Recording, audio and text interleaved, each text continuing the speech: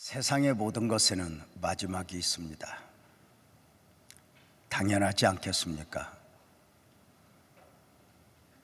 음식에도 약에도, 그리고 모든 기기들도, 자동차, 배도, 심지어 나무도, 벌레도 마지막이 있습니다. 하루를 사는 것도 있고 한철을 사는 것도 있고, 또는 수백 년을 사는 것도 있지만 결국은 마지막이 있습니다. 영원할 것 같지만 과학자들 이야기를 빌리면 지구도 우주도 늙어가고 있다는 소리를 들었습니다. 마지막이 있다는 것입니다. 사람에게도 70, 80, 90 마지막이 있고, 그 하는 일에도 마지막이 있습니다. 모든 사람에게 있어지는 마지막, 그 마지막을 멋지게 장식할 수 있다면 그것은 큰 축복이고 은혜입니다. 35년 목회를 하면서 끊임없이 마지막이 좋아야 할 터인데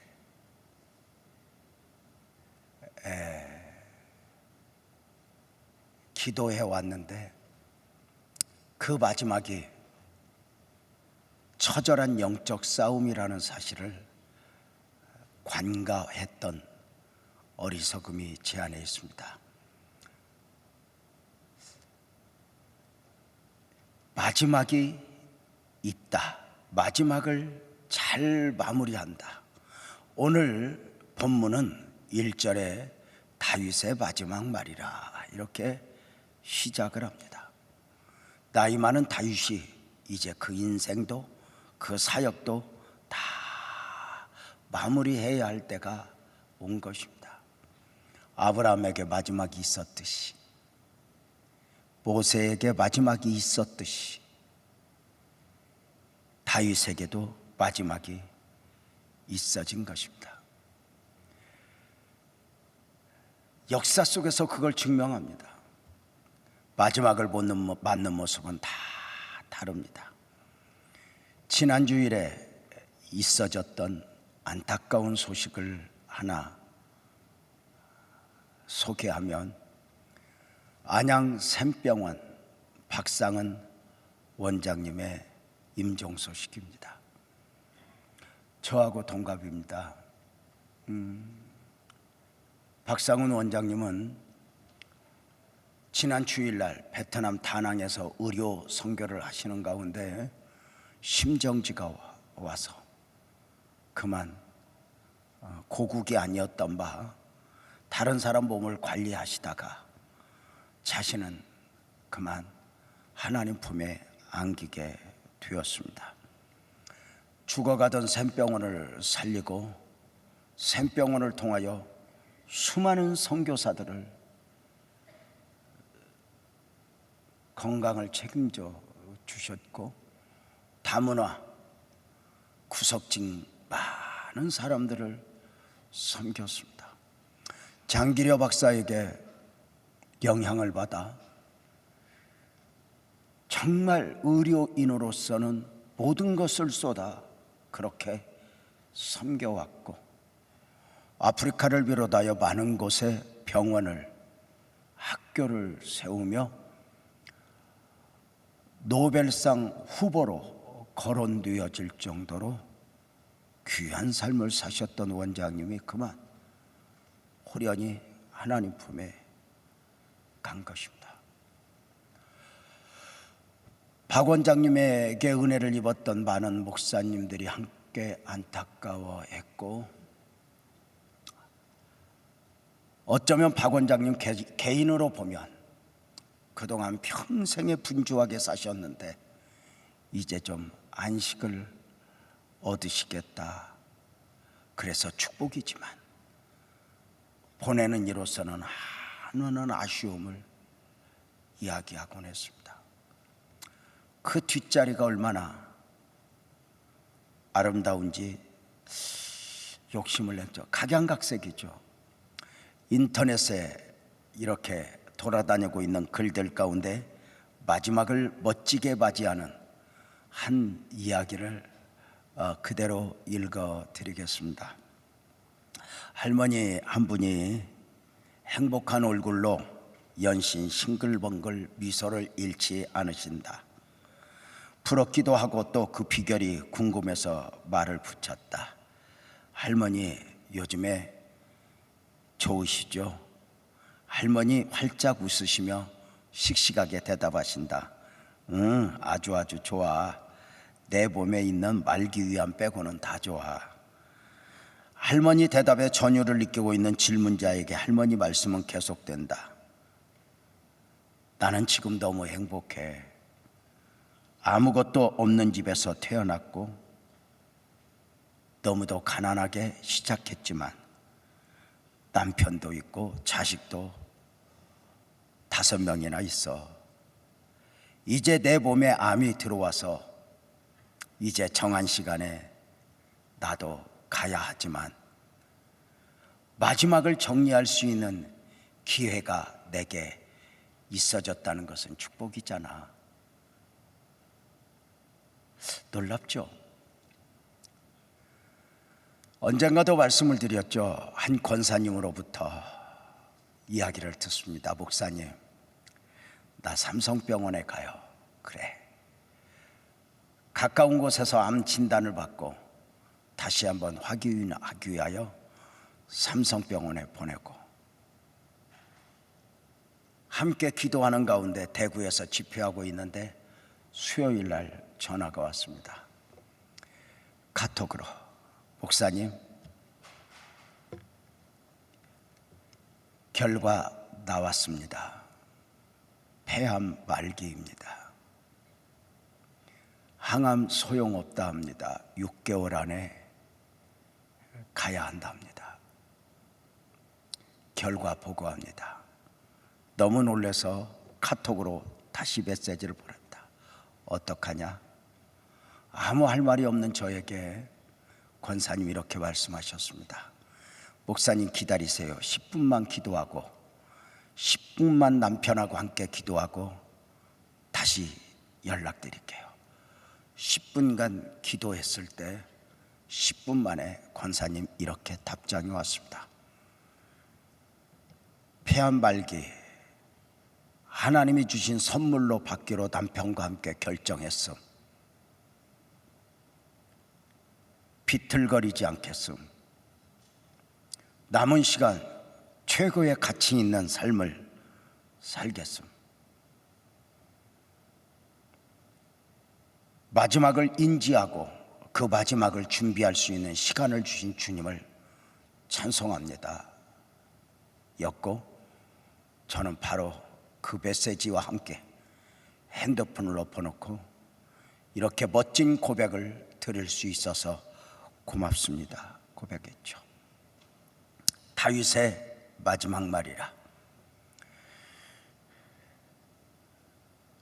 순리에 따라 다윗이 마지막을 맞는 것입니다.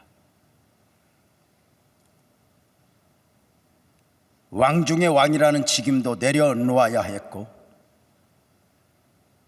이제 자신의 생명의 불꽃도 서서히 꺼져가고 있음을 느끼면서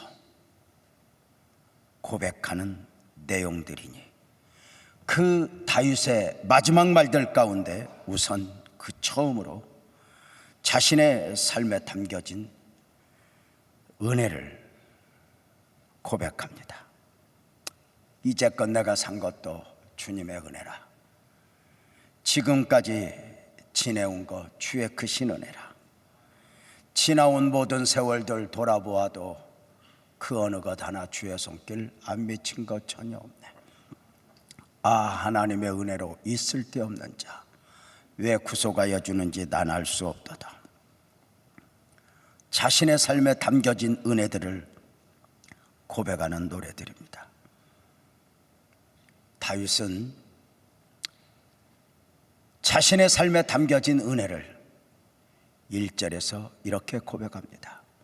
이는 다윗의 마지막 말이라. 이새의 아들 다윗이 말하며 또 비세워진 자 야곱의 하나님께로부터 기름 부음 받은 자 이스라엘의 노래하는 자가 말하노라.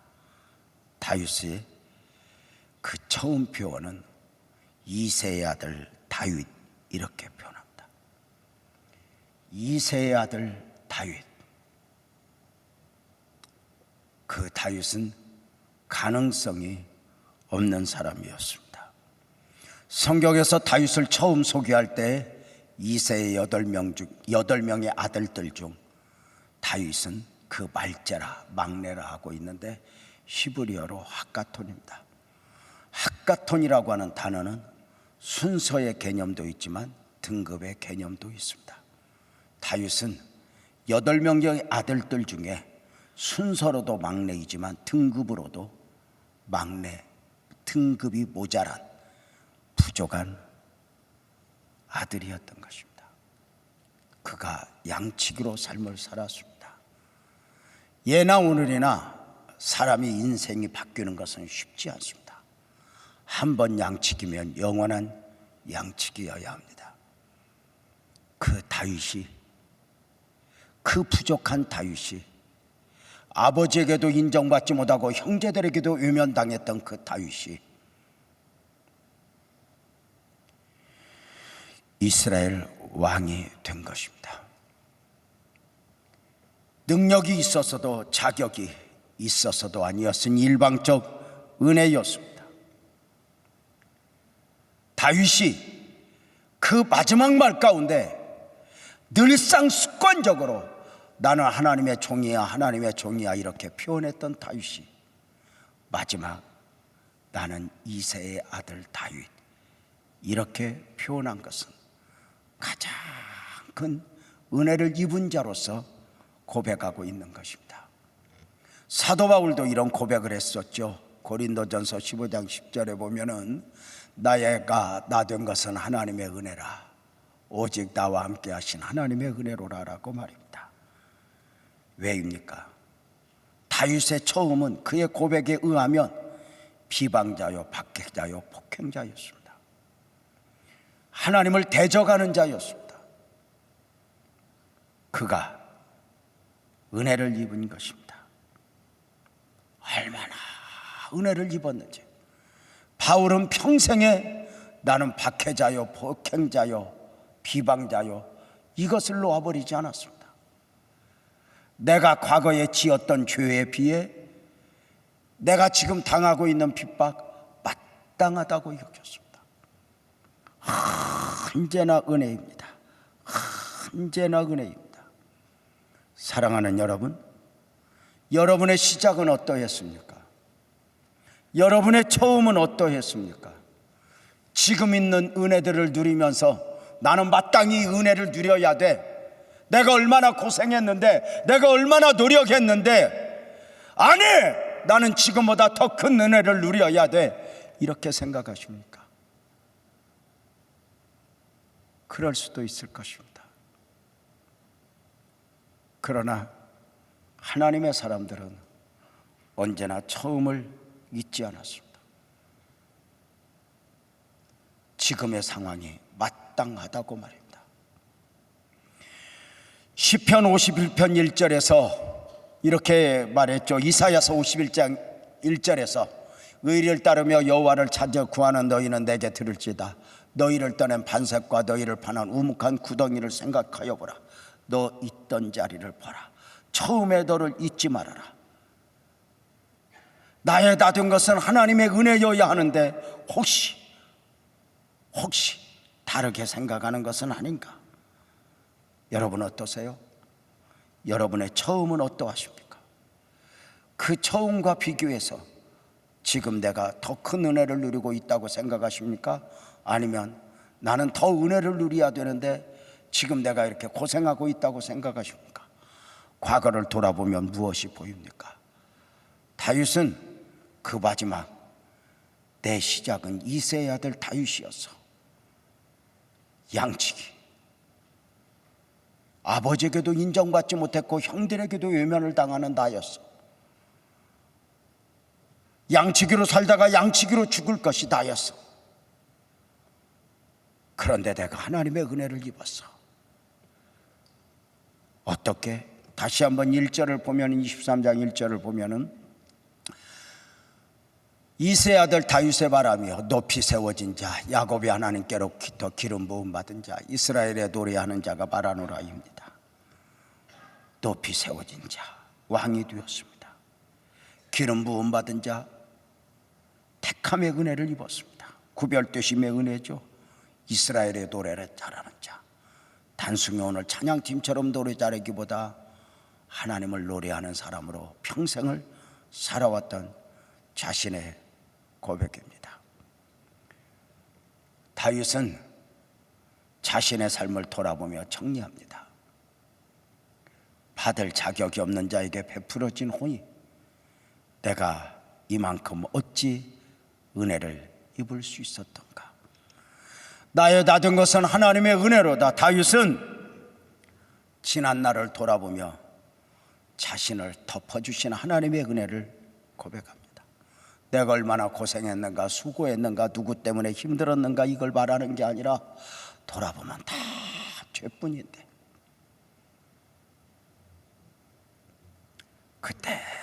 그때 덮어준 거예요.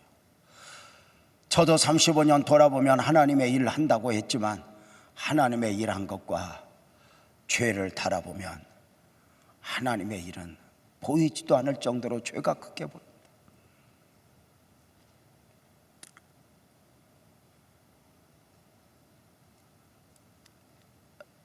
여러분의 처음은 어떠하셨습니까? 설교 준비를 하면서 조각조각 이야기하던 저의 어릴 적 삶을 좀 괜히 하고 싶어졌는데 용납해 주셨으면 좋겠습니다. 저는 어머니 아버지 얼굴을 모릅니다. 다 5살 때 아버지가 돌아가시고 8살 때 어머니가 돌아가셨습니다. 두 분 어머니는 병중에 다 가셨기에 가난한 집안, 형제들 많이 두고 병과 씨름하다 가시니 남은 것은 자녀들 뿐 아무것도 없었습니다. 그가 형이어도 그가 누나여도 사실은 누군가를 책임지고 이끌어줄 여유가 없었습니다. 각자 도생입니다. 돌아보면 어릴 적 저의 기억은 어디 가서 먹지? 어떻게 해야지? 스스로 내 살 길을 찾아야 했고, 형의 도움으로 5학년 때 서울에 올라오게 되었습니다. 왔지만 대책은 없어 돌이켜보면 그 5학년 때 도배를 하는 아저씨 따라다니며 소위 알바도 했고, 신문을 돌리는 사람 신문을 옮겨다 주며 알바도 했고 어릴 적 삶을 살았습니다.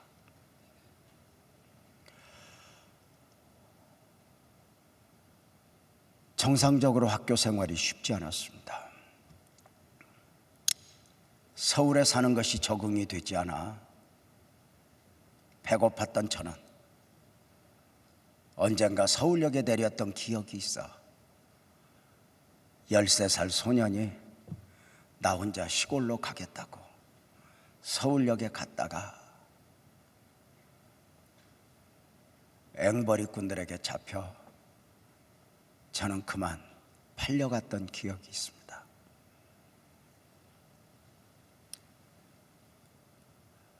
서울역 뒤에 서소문 지역에 가니 저와 같이 집 나온 아이들, 부모 없는 아이들이 많이 있더라고요. 깡패 같은 사람들이 몽둥이를 들고 한 그룹은 국어를 가르치고 한 그룹은 그때 당시에 면도칼 끼고 소매치기를 가르치고 저같이 이렇게 당시 등치가 있던 아이들은 데리고 서울역 용산역에서 신문팔이 일을 하게 했습니다. 처음 이런 이야기 하네요. 혹시 장로님들 과거에 서울역 용산역에서 작은 소년이 신문이요 신문이요 하고 팔던 소년을 보신 적이 있는지 그 중에 하나가 저입니다. 매일 주먹밥 하나 딱 줍니다. 죽지 않을 만큼. 그리고 저녁이면 지옥이 펼쳐지는데 신문 팔다가 남긴 수만큼 몽둥이질을 합니다. 국어를 목표를 세우지 못한 만큼 몽둥이질을 하는데 그때 곡괭이 자루를 처음 보았습니다. 그 살점도 없는 아이들을 엎어놓고 사정없이 죽이도록 때립니다. 제 힘으로는 거기를 벗어날 수가 없었습니다.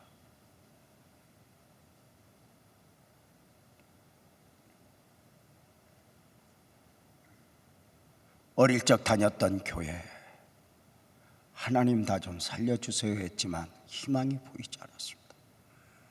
그리고 그렇게 하다 죽으면 어느 날 없어요. 어디 갔는지.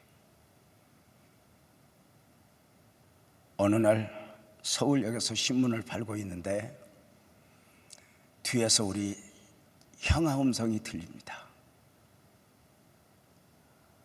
서울에 왔다가 내려가는 길에 서울역에서 신문을 팔고 있는 저를 본 것입니다.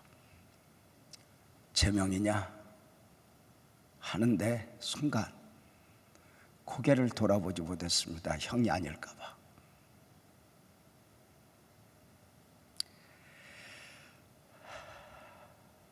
형아가 내 옆에 와서 그냥 땅바닥에 주저서 신문을 탁 놓친 저를 안고 재명아 왜 여기 이러고 있어? 그때 제가 했던 말이 형아야 나 좀 살려줘라. 나 좀 살려줘라 그랬습니다. 그 소굴에서 형이 돈을 주고 저를 꺼내왔지만 여전히 그 형은 저를 책임질 만큼의 힘이 없었습니다. 당시 14살 소년은 중학교에 가지 못한 가운데 공장에 갔습니다. 14살 소년이 잘 곳이 없어 공장에 가서 2년 반 동안 그때만 해도 난방도 안 되고 냉방도 없던 시절입니다. 다 어른들 퇴근하면 공장 한쪽 구석에서 발발 떨던 기억은 지금도 지옥입니다.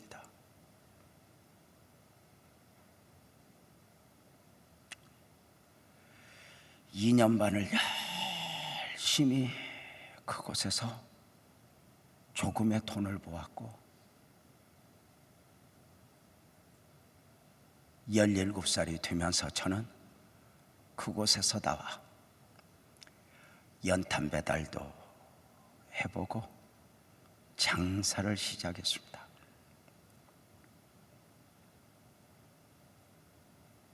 하나님이 저에게 공부할 수 있는 기회는 주시지 않았지만 돈을 벌게 하셨습니다. 열심히 장사를 해서 돈을 모으는 재미가 있어졌는데 그 돈이 탁 모아지는데 지금부터 놀랄 준비해 보십시오. 제가 21살 때 서울에서 집 2채 살 돈을 벌었습니다. 전혀 안 놀라는데 돈 버는 재미와 함께 돈 버는데 너무 좋았습니다.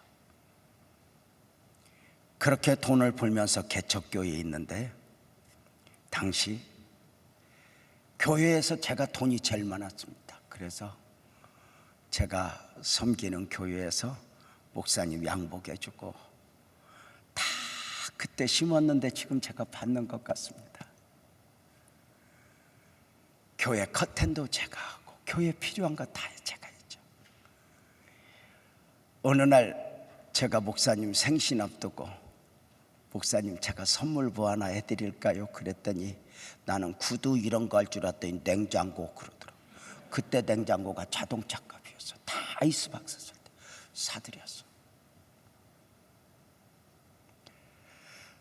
그렇게 해서 21살이 되었을 때 비로소 저는 눈이 열려서 사업을 하고 싶었습니다.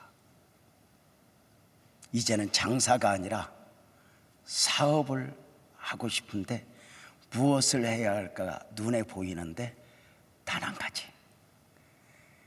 제가 어릴 적부터 교회 다니면서 그 공장에서도 꼭 교회는 갔어요.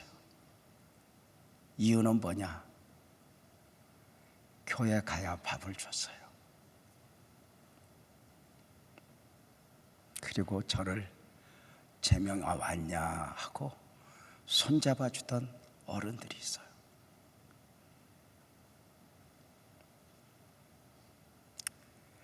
스물한 살 때 오살리 기도원에 가서 장사를 그만두고 사업을 시작하기 위해서 오살리 기도원 가서 금식하고 응답받고 오려고 하는 저에게 목사님이 이렇게 말합니다. 기분 좋으면 재명아, 또 뭐 조금 그러면 유선생 그러는데 21살 소년이니까 저보고 기도원 언제 가냐고 그래서 내일 갈까 오늘 갈까 생각 중이라니까 오늘 밤 우리 집에 가서 하룻밤 자고 가라고 그래서 제가 그 밤에 따라갔다가 좀 이 난리가 난 것이죠. 그 밤에 따라가서 나는 목사님 방이 몇 칸이 있는 줄 알았더니 그 단칸방에 애 셋 데리고 사는 목사님 부부가 나를 데리고, 혹시 옛날 집 그려져요? 문 열고 들어가면 여기가 부엌이 신발 벗는 데고 옆에 솥단지 걸려 있고 이렇게 방에 들어가면 이렇게 방 그런 방이야. 아궁이 깊이 뒀다 이렇게 빼놓은 방. 거기 갔는데 내가 여길 왜 따라와 싶나 하는데 밥 먹고 얘기하다 잘해. 거기서 잠이 오겠어. 도망갈 수도 없어. 머리까지 문에 꽉 차갖고 그 밤에 뒤척뒤척 사모님 저 끝에 누워있고 애새 누워있고 거기 누워서 뒤척뒤척 하는 저에게 12시 넘어서 자냐? 아니요. 무슨 하신 말씀 있으세요? 아니 그냥 자. 그러다가 자냐? 아니요. 그랬더니 12시 반쯤이래요. 재명아 앉아봐. 앉았더니 이래요. 너 목사해라. 네 얼굴에 목사가 보여.